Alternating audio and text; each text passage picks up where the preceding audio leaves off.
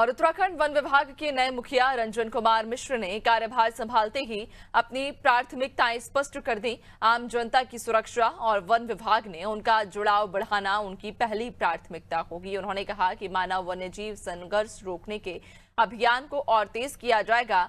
खौफ ने सभी विभागीय अधिकारियों को सप्ताह में एक दिन डीएफओ दिवस मनाने का निर्देश दिया, जिसमें जनता की शिकायतें सुनी जाएंगी। मिश्र ने कहा कि राज्य में मानव वन्यजीव संघर्ष बड़ी चुनौती है और कई लोग पिछले वर्षों में जान गंवा चुके हैं। उन्होंने मुख्यमंत्री पुष्कर सिंह धामी और मंत्री सुबोध उनियाल के दिशा निर्देशन में सकारात्मक प्रयास जारी रखने की बात कही। उनका मन में है जिसको हम समझ के उसको दूर कर सकते हैं। ये मेरा सबसे पहले रहेगा, क्योंकि फॉरेस्ट एक ऐसा सेक्टर है बिना पीपल कोऑपरेशन हो ही नहीं सकता, और हम लोगों को और नज़दीक लाना चाहते हैं वन विभाग का। एक अच्छा शुरुआत करेंगे। तो मेरा मन में है कि प्रत्येक हमारे जो डीएफओ हैं, प्रभागीय वनाधिकारी, उन्होंने महीने में एक दिन, मैं उसको तय करूँगा आज या कल तक, एक दिन वो प्रभागीय दिवस मनाएंगे, जिसको फॉरेस्ट डिवीजन डे कह सकते हैं या हिंदी में जैसे प्रभाग का दिवस।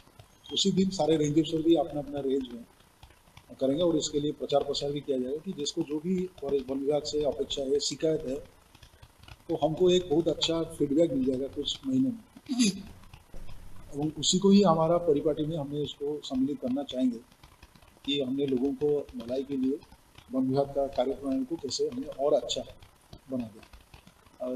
जैसे आप सब जानते हैं कि अभी हमारा सामने फायर सीजन खड़े हैं। उत्तराखंड में एक अच्छा परिपाटी हुआ कि हमने पूरी साल फायर सीजन मानते हैं, ना कि 15 फरवरी। उसके लिए तैयारी अभी भी सतत रूप से चल रहा है, लेकिन इंटेंसिवली शुरू हो जाएगा इमीडिएटली। तो उसमें हमने लोगों का हेल्प चाहिए, कोऑपरेशन चाहिए, आशीर्वाद चाहिए।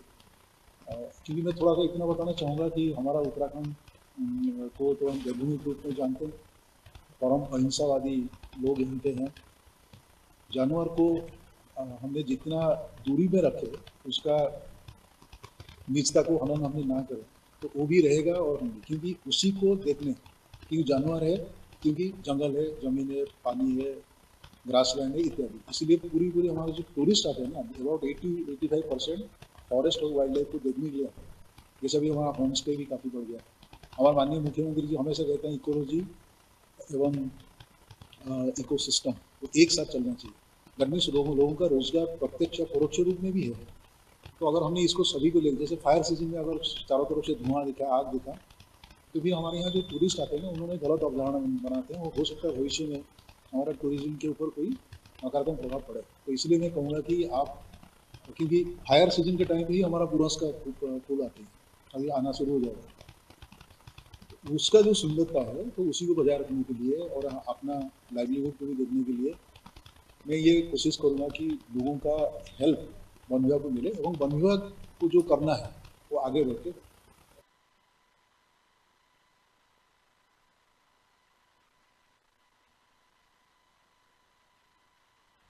और ज्यादा जानकारी लेंगे, सहयोगी सोनू हमारे साथ में जुड़ गए हैं। सोनू, उत्तराखंड वन विभाग के नए मुखिया रंजन कुमार मिश्र को नियुक्त किया गया है और उन्होंने पदभार ग्रहण करते ही सबसे पहला कार्य जो किया कि अपनी जो प्राथमिकताएं हैं, जो उनका विजन रहने वाला है आगे समय में कि उन्हें क्या करना है अपने कार्य काल के दौरान, उन्होंने सबसे पहले वो स्पष्ट किया।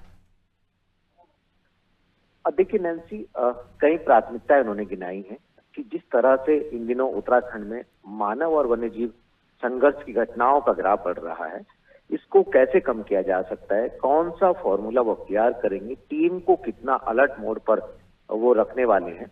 इसके अलावा जो वन्य क्षेत्रों के पास वाला जो एरिया है, जिसमें लोग ग्रामीण रहते हैं, इन लोगों को वन्य जीवों के साथ वन्य कानून के लिहाज से सहयोग किया जा सके, ये उनकी प्राथमिकता होगी। इसके अलावा वन विभाग के तमाम जनपद स्तर के जो अधिकारी हैं, डीएफओ स्तर के साथ साथ रेंज स्तर के जो अधिकारी हैं, इन अधिकारियों को साथ लेकर के चलना, वन्य जीवों का संरक्षण करना, ये उनकी प्राथमिकताएं हैं। कुछ चुनौतियां भी हैं नैन्सी, कुछ चुनौतियां ऐसी हैं जैसे फॉरेस्ट का जो फायर सीजन होता है, इस दौरान बेशकीमती वन संपदा जो है वो जल करके खाक ना हो, इसके लिए अधिकारियों को अलर्ट रहना होगा। एक रणनीति के तहत काम करना होगा, जहां पर संसाधनों की आवश्यकता है उसको जुटाना होगा, और साथ ही साथ जो कंट्रोल रूम है उसको भी एक्टिव रखना होगा।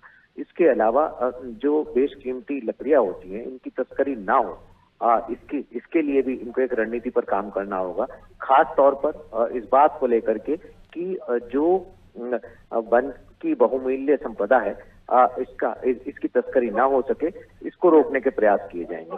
इसके साथ साथ जो तेज रफ्तार से पेड़ काटे जा रहे हैं, ये पेड़ों का कटान ना हो, संतुलित विकास के औसतन में ही पेड़ कटे, और कुछ ऐसी भी विकास की योजनाएं हैं जिनमें वन विभाग के जो नियम है वो एक बड़ी चुनौती बन जाते हैं, जिसमें केंद्र सरकार तक से एनओसी लेने में वक्त लग जाता है।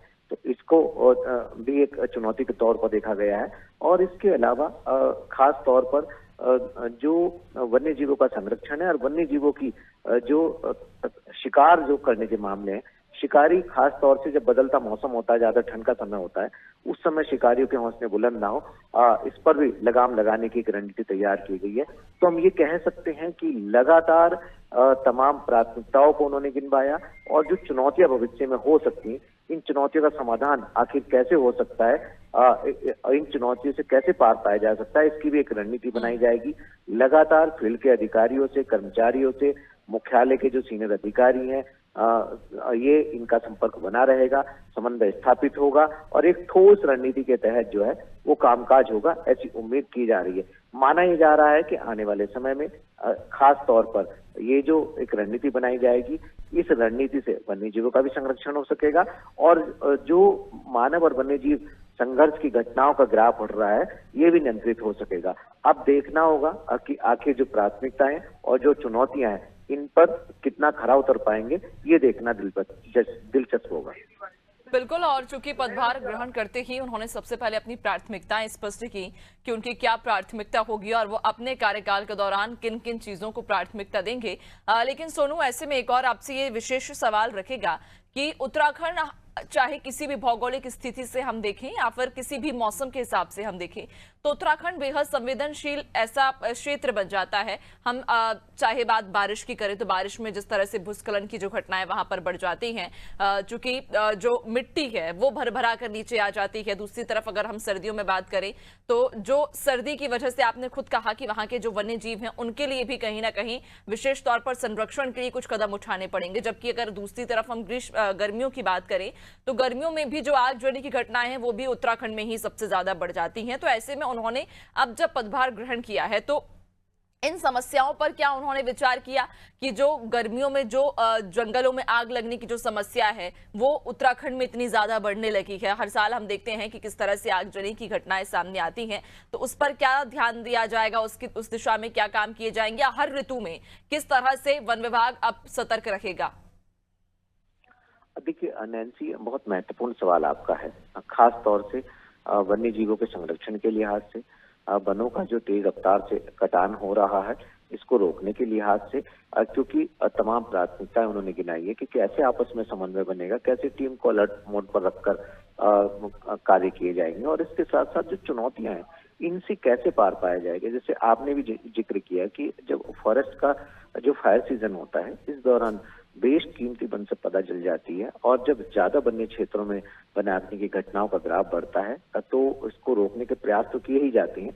जन जागरूकता का दायरा बढ़ाया जाता है, खास तौर से लोगों से अपील की जाती है, संसाधन ज्यादा जुटाए जाते हैं, क्योंकि जब वन्य क्षेत्रों में आग की घटनाएं सामने आती हैं तो इससे पर्यावरण पर भी प्रभाव पड़ता है, और जो वन्य जीव घनघोर जंगलों में रहने वाले वन्य जीव हैं उनकी जान को भी खतरा बढ़ जाता है। तो कहीं ना कहीं ये जो चुनौती है और इस चुनौती को कैसे पार पाया जा सकता है, इसके लिए एक ठोस रणनीति पे काम करना होगा। इसके लिए कंट्रोल रूम भी स्थापित किया जाएगा, इसके लिए जहां पर उपकरणों की आवश्यकता है वो उपकरण भी जुटाए जाएंगे, और इसके लिए एक विशेष टीम का भी गठन किया जाएगा। इसके साथ साथ जैसे कि आपने कहा कि मौसम जब वर्षा ऋतु का होता है तो वर्षा काल के दौरान खास तौर पर जब नदियों का तेज बहाव होता है तो उसके आसपास कहीं ना कहीं इलाकों को जो जल का बहाव है वो अपने जद में ले लेता है। तो ऐसे में जो वन्य क्षेत्र है इनको नुकसान ना हो, इसके लिए भी एक रणनीति बनाई जाएगी।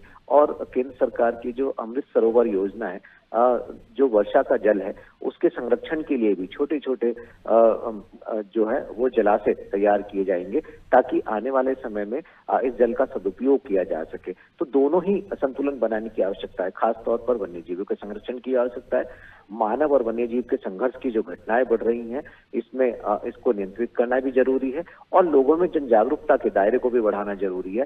तमाम ऐसी चुनौतियां, प्राथमिकताओं के साथ जिन चुनौतियों के समाधान के लिए टीम भावना से सभी को साथ लेकर के एक ठोस रणनीति के तहत कार्य करने की आवश्यकता है, ताकि जो एक संकल्प है वो पूरी तरह से साकार हो सके। बिल्कुल, वाकई। और चूंकि अब देखना होगा कि पदभार ग्रहण करने के बाद जो उन्होंने अपनी जिम्मेदारियां बताई हैं या उन्होंने जो अपनी प्राथमिकताएं बताई हैं कि उनका क्या विजन रहने वाला है अपने कार्यकाल के दौरान, वो क्या कुछ इस दौरान काम करेंगे, अब उनके संकल्प को वो कितना सिद्ध कर पाते हैं, ये देखना लाजमी होगा। बहुत शुक्रिया आपका जानकारी साझा करने के लिए।